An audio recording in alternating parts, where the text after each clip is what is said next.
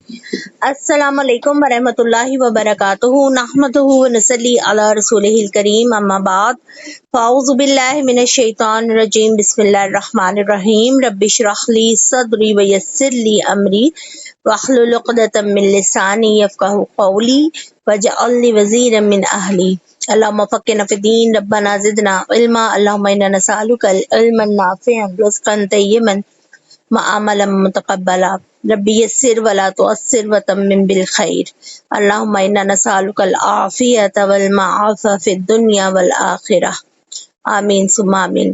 प्यारे अहलुल कुरान, आज हम आयत नंबर 183 से स्टार्ट कर रहे हैं और पारा नंबर 2 सूरह अल बकरा। यहाँ पर रोजे के अहकामात जो हैं वो हमारे लिए आ रहे हैं। अल्लाह ताला फरमा रहे हैं या अय्युहल्लज़ीना आमनू कुतिबा अलैकुमुस सियामु, ए लोगो जो ईमान लाए हो तुम पर रोजा रखना लिख दिया गया है जैसे उन लोगों पर लिखा गया जो तुमसे पहले थे, ताकि तुम परहेजगार बन जाओ। गिने हुए चंद दिनों में फिर तुम में से जो बीमार हो या किसी सफर पे हो तो दूसरे दिनों में गिनती पूरी करे, और जो लोग इसकी ताकत रखते हैं उन पर फिदिया एक मस्कीन का खाना। फिर जो शख्स खुशी से कोई नेकी करे तो वो उसके लिए बेहतर है, और ये कि तुम रोजा रखो तुम्हारे लिए बेहतर है अगर तुम जानते हो। अच्छा, यहाँ पर देख लें इन 3 आयात का जो तर्जमा मैंने आपको सुनाया, इसकी तफसीर कुछ इस तरह से कि रोजा उन 5 अरकान में शामिल है ना जिस पर इस्लाम की इमारत खड़ी है। तौहीद, नमाज, रोजा, ज़कात और हज। ठीक है, अब ये देखें, इसका मतलब है कि सौम का मतलब होता है रुक जाना। आप जब रोजा रखते हैं तब आप लोग रुक जाते हैं, खाने पीने से रुक जाते हैं और बुराइयों से रुक जाते हैं। ठीक है, तो फिर रुकी हुई हवा को भी अरबी में ना सौम कहते हैं। तो शरीयत में रोजे की नियत जो है सुबह सादिक से शुरू होती है और सूरज गुरूब होने तक, यानी खाने पीने से इंसान रुक जाता है और जमात से रुके रहता है और हर तरह के बुरे काम से जो इस्लाम में बुरे बताए गए हैं, ठीक है, नेकियां करता है, ये है रुकना। और हलाल काम भी जो है रोजे की हालत में हराम हो जाते हैं। अब देखें कि रोजे की हिकमत क्या है। इस्लाम में रोजे का मकसद ये नहीं है कि आपको तंगी दे, परेशानी की जाए, बल्कि दिल में तकवा है। और जब कोई शख्स अल्लाह ताला के फरमान पर अमल करते हुए सुबह से शाम तक इन हलाल चीजों से रुक जाता है ना, तो जो चीजें उसके लिए अल्लाह ने ऑलरेडी हराम की हुई हैं, तो फिर उसके अंदर ये भी ताकत पैदा आती है कि मैं उन हराम चीजों को भी छोड़ दूं। अब देख लें, रोजा जो है वो गुनाहों से बचने का और उससे बचने की आदत का जरिया भी बनता है। आप सल्लल्लाहु अलैहि वसल्लम ने कहा सियामु जुन्नह, यानी रोजा जो है गुनाहों और आग से ढाल है। ये जुन्ना लफ्ज है, जन्नत नहीं है, जुन्ना। अब आप सल्लल्लाहु अलैहि वसल्लम ने ये भी फरमाया जो शख्स झूठी बात और उस पर अमल ना छोड़े तो अल्लाह को कोई जरूरत नहीं कि वो अपना खाना पीना छोड़ दे। इससे हमें पता चलता है कि रोजा रखकर हमने हर किस्म की बुराई से बचना है और फराइज पूरे करने हैं, नमाज भी पढ़नी है और इसके अलावा जो हमारे अमाल है, फर्ज नमाज भी अदा करनी है और रोजा भी रखा हुआ है, तो हमने किसी किस्म की चुगली, बखीली और कोई भी इखलाकी बुराइयां जो हैं जिनका इस्लाम में ममनूनियत है उससे हमने रुक जाना है। अच्छा, ये याद रखिएगा कि रोजेदार को अक्सर हम लोग कहते हैं सो नहीं, उठो, तुम ये करो वो करो, और हालांकि सोना भी जो है ना रोजेदार का वो इबादत में शुमार होता है, लेकिन नमाज छोड़ने का हुक्म नहीं है। नमाज एक अलहदा से फर्ज है जो आपने अदा करनी है हर हाल में। तो 5 जब आप नमाजें अदा करती हैं, रोजा रखती हैं, तो इस दौरान अगर आप सो भी जाते हैं, रेस्ट भी करते हैं, तो वो भी आपकी इबादत में शुमार होता है। अच्छा, पहले लोगों से मुराद आपको पता है, पहले अहले किताब यानी यहूदी हैं और ईसाई हैं, इनको भी जो है वो रोजा जो है वो फर्ज था इन पर भी। अच्छा, याद रखेंगे मुसलमानों में ना जो रोजा फर्ज हुआ है ना 2 हिजरी में हुआ है, हिजरत के दूसरे साल 2 हिजरी में, ठीक है। और फिर उसके बाद एक और बात यहाँ पर आई है, यहाँ पर जो कहा गया है कि जो ताकत रखता है वो तआम में मस्कीन का एहतमाम करे ना। अल्लाह अकबर। यानी शुरू में तो ऐसा था कि मदीने के लोग जो थे वो रोजा नहीं रखते थे, तो उनको आदत भी नहीं थी, اور جب یہ آیت اتری تو پھر ان میں سے جو چاہتا تھا وہ روزہ رکھ لیتا تھا اور جو نہیں چاہتا تھا وہ فدیہ دے دیتا تھا. تو پھر جب روزے کی عادت آ گئی، جب روزہ آ گیا تو بعد میں جو دوسرا حکم دیا گیا نا، تو اس سے پہلی آیت جو ہے نا یہ منسوخ ہو گئی. یہ تفسیر کچھ علماء نے کی ہے، دو رائے ہیں، میں نے دونوں آپ کو بتانی ہے. اب دوسری تفسیر جو صحیح بخاری میں عبداللہ بن عباس سے آئی ہے، انہوں نے کہا ہے کہ یعنی ان کا فرمان یہ ہے کہ منسوخ نہیں تھا، بلکہ بوڑھی اور عورتیں ہیں، خواتین جن کے ایام شروع ہو جاتے ہیں، یا بوڑھے مرد ہیں جن میں روزہ رکھنے کی طاقت نہیں ہے، اور کوئی بیمار ایسا دائمی بیمار ہے، تو کیا ہے کہ وہ یعنی ہر دن کے بدلے، ہر روزے کے بدلے ایک مسکین کو کھانا دلا دے. اور اگر کوئی عورت ایام سے فارغ ہو گئی ہے تو وہ کوشش کرے کہ اپنے فرائض روزے جو ہے نا، جو فرض روزے ہیں ان کو دوسرے دنوں میں پورا کر لے. لیکن اگر طاقت نہیں رکھتی، دیکھیں نا جیسے بعض اوقات حاملہ خواتین ہوتی ہیں وہ روزہ نہیں رکھ پاتی، پھر اس کے بعد ان کو ڈلیوری ہو جاتی ہے، بچے کو دودھ پلانا ہوتا ہے تو وہ تب روزے نہیں رکھ سکتی، درمیان میں حیض کی نفاس کی حالت آ جاتی ہے. تو اتنے سارے روزے جب اکٹھے ہو جائیں اور عورت میں سکت نہ ہو، پھر 2 سال بعد اگلا بچہ ہونے والا ہو جاتا ہے، یہ ایسے ہوتا ہے. تو اب وہ عورتیں بھی اس سہولت سے فائدہ اٹھا سکتی ہیں کہ وہ ایک جو مسکین ہے اس کو ایک وقت کھانا کھلا دیں، اسٹینڈرڈ اوست. اچھا، اس میں جو ہے وہ فدیہ ہم لوگوں نے اناج کا فدیہ دینا ہوتا ہے. جیسے ہم لوگوں کے ہاں ایک سا یعنی رواج ہے کہ بھی ایک سا جو ہے وہ اناج 1.25 کلو یا 1.5 کلو کے برابر بنتا ہے. پاکستانی 1 سا تو زیادہ ہے، 2.5 سیر کے برابر بنتا ہے، تو وہ آپ لوگ فدیے میں دے دیں. اور یا پھر جو آپ کے گھر میں بہترین صورت علماء کہتے ہیں جو آپ کے گھر میں پکا ہے نا، اس میں سے 1 پیالی سالن اور 2 روٹیاں جو ہے، یا 2 چاول کی پلیٹ جو ہے وہ آپ کسی مسکین کو کھلا دیں، یہ زیادہ بہتر ہے. یہ ان آیات کا ہے. اور اس میں ایک بات اور بھی ہمیں ثابت ہوتی ہے کہ سفر کے دنوں میں روزے کی چھوٹ ہے، کہ اگر آپ سفر میں ہیں تو روزہ نہ رکھیں، آپ اس کو دوبارہ علیحدہ سے جب آپ سفر سے فارغ ہو جائے، سفر میں ویسے ہی مشقت بہت زیادہ ہوتی ہے، تو ایسے روزے کو آپ صلی اللہ علیہ وسلم نے بھی پسند نہیں کیا، اور اللہ نے بھی یہ رعایت کی ہے، تو پھر اس رعایت سے ہمیں فائدہ اٹھانا چاہیے. جیسے کہ ہمیں یہاں پہ میں کہوں گی کہ دین اسلام آسان ہے، اور اس نے ہمیں کتنی خوبصورت جو ہے وہ رعایتیں دی ہیں دین میں. ٹھیک، اگر کوئی مریض ہے، مثلا کچھ مریض ایسے ہیں جو کبھی بھی صحت یاب نہیں ہوتے، اس میں کئی ایسے ہمارے شوگر کے بھی ہیں مریض ہیں جن کی شوگر لو ہو جاتی ہے یا ہائی ہو جاتی ہے، تو وہ بھی اگر روزہ نہیں رکھ سکتے تو فدیہ ایک مسکین کو دے سکتے ہیں. لیکن یاد رکھیں کہ شوگر کے مریض کے لیے بھی بڑا فائدہ مند ہوتا ہے روزہ رکھنا. جدید تحقیقی اگر میں آپ کو بات بتاؤں تو جاپانیوں نے ایک تحقیق کی ہے جس کے مطابق کہ اگر انسان یعنی 1 ماہ کے پورے سال میں 1 ماہ فاقہ کرے 12 گھنٹے روزانہ، تو اس کے جسم میں سے، اس کی باڈی میں سے بیماریوں کے سیل اور بالخصوص کینسر کے سیل جو ہے نا وہ ختم ہو جاتے ہیں. ٹھیک ہے، تو روزہ بہت فائدہ مند ہے، اگر آپ رکھیں تو اس سے صحت ہی صحت ہے، اس میں نقصان کوئی نہیں ہے. اور شوگر کی اگر مثال دوں تو میں خود ایک پیشنٹ ہوں، اور میرا نا لو ہو جاتی ہے شوگر، لیکن آپ یقین کریں کہ جب میں روزہ رکھتی ہوں وہ الحمدللہ اللہ کی توفیق سے وہ اتنی بہترین آ جاتی ہے نا اس کی ریڈنگ کہ مجھے مشکل نہیں ہوتی. تو اللہ تعالیٰ سب کو صحت یاب کرے. بہرحال روزہ جو ہے اس میں صحت ہی صحت ہے، اور روزے کے جو چند اہم مسائل تھے وہ میں نے آپ کو بتا دیے. اب اگلی آیات جو ہے اس میں اللہ تعالیٰ کہہ رہا ہے شہر رمضان الذی انزل فیہ القرآن ھدی للناس، یعنی اب ان آیات میں اللہ تعالیٰ کہہ رہے ہیں رمضان کا وہ مہینہ ہے جس میں قرآن اتارا گیا جو لوگوں کے لیے سراسر ہدایت ہے، اور ہدایت کی اور حق و باطل میں فرق کرنے کی واضح دلائل اس میں موجود ہیں.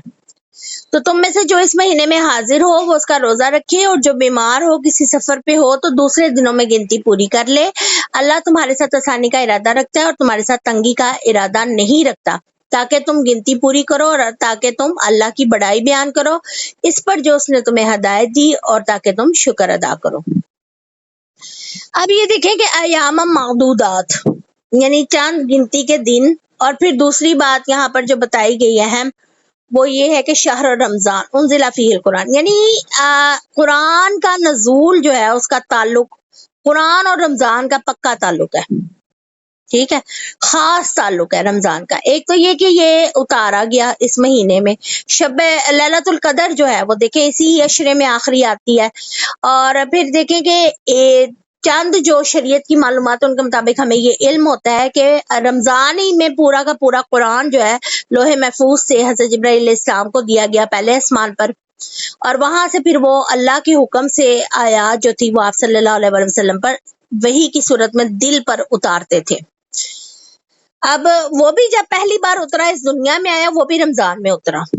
ٹھیک ہے، اب ایک چیز اور پر یاد رکھیں کہ تعلق جو بتایا گیا نا کہ بہت زیادہ اس میں، وہ یہ ہے کہ آپ صلی اللہ علیہ وسلم جو تھے جنہوں نے یعنی جب ہر سال جو ہے وہ دورہ قرآن کرتے تھے حضرت جبرائیل علیہ السلام کے ساتھ، تو جب وہ یعنی آخری ان کا سال تھا جس وقت انہوں نے اللہ کی رحمت میں جانا تھا اور اس جہان فانی سے پردہ کرنا تھا، کوچ کرنا تھا، تو پھر انہوں نے اس مہینے میں رمضان جو آخری رمضان تھا اس میں انہوں نے 2 بار حضرت جبرائیل علیہ السلام کے ساتھ جو ہے وہ قرآن کا دورہ مکمل کیا. اور ہر رات جو تھے جبرائیل علیہ السلام کے ساتھ رمضان میں آپ صلی اللہ علیہ وسلم جو تھے وہ اس کا دورہ قرآن کیا کرتے تھے. اچھا ایک چیز اور یہاں میں بتا دوں آپ کو کہ ہمارے ہاں یہ بڑا رواج ہے اور بڑے لوگوں کے ذہن میں غلط کانسیپٹ ہے کہ اگر کسی نے تراویح نہیں پڑھی نا تو اس کا روزہ نہیں ہوگا. یہ کانسیپٹ غلط ہے. تراویح قیام اللیل ہے، رات کا قیام ہے. آپ اس میں جتنا بھی قرآن آپ کی سکت ہے آپ پڑھیں، اس کا ثواب آپ کو ضرور ملے گا، ضائع نہیں ہوگا. اللہ تعالیٰ ہر نیکی جو ہے اس کا اجر دیتا ہے اپنے بندے کو. لیکن روزے سے اس کا کوئی تعلق نہیں ہے. روزہ ایک فرض ہے، نماز ایک فرض ہے، تراویح جو ہے وہ نفل عبادت ہے. اور آپ صلی اللہ علیہ وسلم نے 2 دن تراویح پڑھائی تھی اور تیسرے دن انہوں نے تراویح نہیں پڑھائی تھی. اور اچھا یہ بھی آپ کی سکت پر ڈیپینڈ کرتا ہے کہ آپ چاہے 8 پڑھیں، 4 پڑھیں، یا آپ بالکل نہ پڑھیں، یا آپ 20 پڑھیں. یہ ایک نفل عبادت ہے. ٹھیک ہے، اور اس کو آپ صلی اللہ علیہ وسلم نے اسی لیے 2 دن سے زیادہ تیسرے دن کنٹینیو نہیں کیا تھا. وجہ یہ تھی کہ آپ صلی اللہ علیہ وسلم نے فرمایا تھا کہ تم لوگ کا شوق دیکھ کر کہیں اللہ تعالیٰ اس کو فرض نہ قرار دیتے. ٹھیک ہے، یہ بات آپ نے یاد رکھنی ہے. یہ ایک علیحدہ سے عبادت ہے اور اس کو قیام اللیل اس کو کہا جاتا ہے. اور حضرت عمر فاروق کے دور میں جو ہے آپ نے دیکھا اپنی مسجد میں، مسجد نبوی میں، کہ لوگ جو ہے مختلف جگہوں پر علیحدہ سے تراویح پڑھ رہے ہیں، ادا کر رہے ہیں، نفل نماز شوق سے قیام اللیل کر رہے ہیں، تو آپ نے ان کو جمع کرا کے ایک جماعت کی شکل دے دی تھی، 20 تراویح یعنی پڑھی. تو یہ آپ صلی اللہ علیہ وسلم سے ثابت نہیں ہے. حضرت عمر فاروق نے ضرور اس کو رائج کیا تھا اور 20 رکعت جو ہے نا وہ پڑھنے کا. اور اس میں خاص طور پر جو عمر فاروق ہیں ان سے بھی یہ آیا ہے کہ انہوں نے بھی اس کو فرض کا درجہ نہیں دیا تھا، نفل عبادت تھی، جو چاہے کر لے. اور آپ خانہ کعبہ میں بھی دیکھیں تو 20 تراویح لوگوں کے ذوق و شوق کی وجہ سے مکمل کرائی جاتی ہے. ایک امام جو ہے وہ 11 تراویحاں پڑھاتا ہے اور باقی جو 8 ہوتی ہیں نا، یعنی وطر کی عبادت بھی اس میں پھر شامل ہو جاتی ہے. وہ جو ہے 8 تراویح جو اگلی ہوتی ہیں وہ پڑھاتا ہے دوسرا امام. ایک نے 12 کر کے فنش کر دیا، دوسرے نے 8 پڑھا لی، یہ مکمل ہو گئی. ٹھیک ہو گیا. یہ اس طرح سے حرم میں بھی 20 تراویحاں پڑھائی جاتی ہیں، پڑھائی ضرور جاتی ہیں لیکن 2 امام پڑھاتے ہیں. اور یہ اب آپ کی ثوابدید پہ ہے کہ آپ اس کو چاہتے ہیں تو پورا پڑھ سکتے ہیں، اور اگر نہیں ہمت ہے تو آپ کو اس پہ کوئی جبر نہیں ہے. یہ ہاں صرف یہ ضرور ہے کہ قرآن کا تعلق رمضان سے ہے تو تلاوت قرآن کا اہتمام کیا جائے زیادہ سے زیادہ. اور ایک اور بات جو اللہ تعالیٰ نے یہاں پر کہی ہے کہ روزے کے احکامات آگے تک چلیں گے. اب یہ دیکھیں یہاں پر ایک اور بات دوبارہ اللہ نے ریپیٹ کی ہے کہ اللہ تعالیٰ نے سفر میں جو ہے وہ روزہ جو ہے اس کو اس کی چھوٹ دی ہے. مریض ہے، سفر میں ہے کوئی، تو وہ دوسرے دنوں میں جو ہے قضا روزے کی جو ہے ضرور ادا کرے. اچھا جن بچیوں کو 8 دن کی قضا ہوتی ہے، 8 دن کے روزوں کی قضا ان پر واجب ہے وہ ضرور دیں. جو بچیاں شادی شدہ نہیں ہیں اور اس طرح کے معاملات نہیں ہیں ان کے ساتھ کہ بچہ پیدا ہوا ہے یا دودھ پلانا ہے فیڈ کرنا ہے، تو عام خواتین جن کو 8 دن پیریڈز ہوتی ہیں تو وہ ان کی قضا جو ہے وہ دوسرے دن ضرور دیں ان روزوں کی. اور اللہ تعالیٰ یہاں پر جو کہہ رہا ہے کہ میں اپنی تم لوگ کے لیے آسانی چاہتا ہوں اور تنگی کا ارادہ نہیں رکھتا. تو دیکھیں ایک دفعہ آپ صلی اللہ علیہ وسلم کے دور میں ایک شخص جو تھا سفر پہ گئے آپ تو چند صحابہ تھے انہوں نے روزہ چھوڑ دیا تھا کہ سفر کی وجہ سے روزہ نہیں رکھیں گے. ایک صحابی نے روزہ رکھا ہوا تھا، باقی سارے اس کی خدمت میں لگے ہوئے تھے. وہ بے ہوش ہو رہا تھا، کبھی اس کو گرمی لگ رہی تھی اور آپ کو پتا سفر کی تکلیفیں بھی ہوتی ہیں. تو پھر آپ صلی اللہ علیہ وسلم جو تھے انہوں نے اس کو کہا کہ یہ اس کو رائے جب کہ اللہ نے دی ہے تو مسافر کا روزہ جو ہے نا وہ پسندیدہ نہیں ہے. مسافر کو چاہیے کہ وہ روزہ اگلے دن میں پورا کرے، سفر کے دوران روزہ نہ رکھے. اچھا یہاں ایک بڑا کامن مسئلہ جو آتا ہے کہ دیکھیں ہر علاقے میں چاند جب نظر آتا ہے نا اس کے حساب سے روزہ ہوتا ہے. کوئی روزہ جو نا یہ میں ویسے آپ کو ضمنی طور پہ بتا رہی ہوں، ہمارے یہاں یہ بڑی یعنی مشکل ہوئی ہے کہ ہم لوگ نہ سمجھتے ہیں کہ روزہ جو ہے وہ پتہ نہیں کب ہے کب نہیں ہے، کب ہماری عید ہے کب نہیں ہے. تو یہ کنفرم بات ہے کہ جس علاقے میں جب چاند آئے اور گورنمنٹ اناؤنس کرے اسی وقت اس ملک پہ یا اس علاقے پہ روزہ جو ہے نا وہ فرض ہوتا ہے. اور جس وقت وہ اناؤنس کر دے کہ رمضان شوال کا چاند نظر آ گیا تو رمضان ختم ہو جاتا ہے. اس کا گناہ آپ کے سر نہیں ہوگا. اگر خدا نہ خواستہ علماء میں کوئی پریشانی علماء میں آ جاتی ہے یا وہ غلط فیصلہ کرتے ہیں تو اس کا وبال ان کے سر پہ آپ کے سر پہ نہیں ہے. آپ نے گورنمنٹ کے جو اناؤنسمنٹ ہے اس کو فالو کرنا ہے، کیونکہ ہمیں شریعت میں یہی حکم دیا گیا ہے کہ جس علاقے میں جب چاند نظر آئے تب اپنا روزہ رکھیں اور تب افطار کر لیں. کئی لوگ ہوتے ہیں وہ اگر یہاں سے روزہ رکھ کے سفر کر کے کسی دوسرے ملک میں گئے ہیں اور وہاں ابھی وہ اپنے 29 روزے پورے کر سکا ہے لیکن اگلے ملک میں 29واں روزہ ہے تو وہ اس ملک کے ساتھ روزہ رکھے گا، ٹھیک ہے، اس علاقے کے ساتھ روزہ رکھے گا اور جب وہ اس علاقے کے لوگ عید منائیں گے تب وہ عید منائے گا. یہ بہت بڑی کنفیوژن ہے جو میں نے آج آپ کے ساتھ کلیئر کی ہے. اور دوسری بات یہ بھی یاد رکھیں کہ یہ جو ذی الحج وغیرہ ہے اور اس کا چاند 9 ذی الحج آج عرفہ کا دن ہے یا نہیں ہے، جس علاقے میں جب چاند نظر آئے گا تب 9 ذی الحج ہے. کیونکہ آج تو فاسٹ میڈیا آپ کو پتہ چل جاتا ہے کہ سعودیہ میں چاند نظر آ گیا ہے، نائجیریا میں چاند نظر آ گیا ہے، امریکہ میں چاند نظر آ گیا ہے. لیکن آپ یہ دیکھیں کہ جس وقت اسلام نازل ہوا تو اسلام نے کچھ اصول مقرر کیے تھے اور ان اصولوں میں سے ایک اصول جو ہے نا وہ یہ ہے کہ جس علاقے میں جب چاند نظر آئے تب اس علاقے میں روزہ رکھا جائے یا افطار کیا جائے.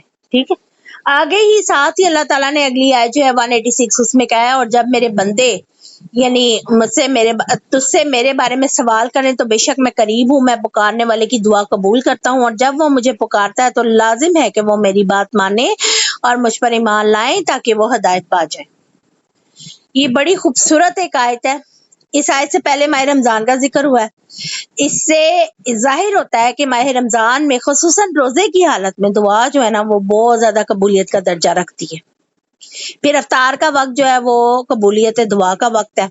آپ صلی اللہ علیہ وسلم نے فرمایا کہ روزے دار کے لیے افطار کے وقت ایک یعنی خوشی یہ بھی ہے کہ اس کی قبول کی جانے والی دعا جو ہے نا وہ کبھی رد نہیں ہوتی.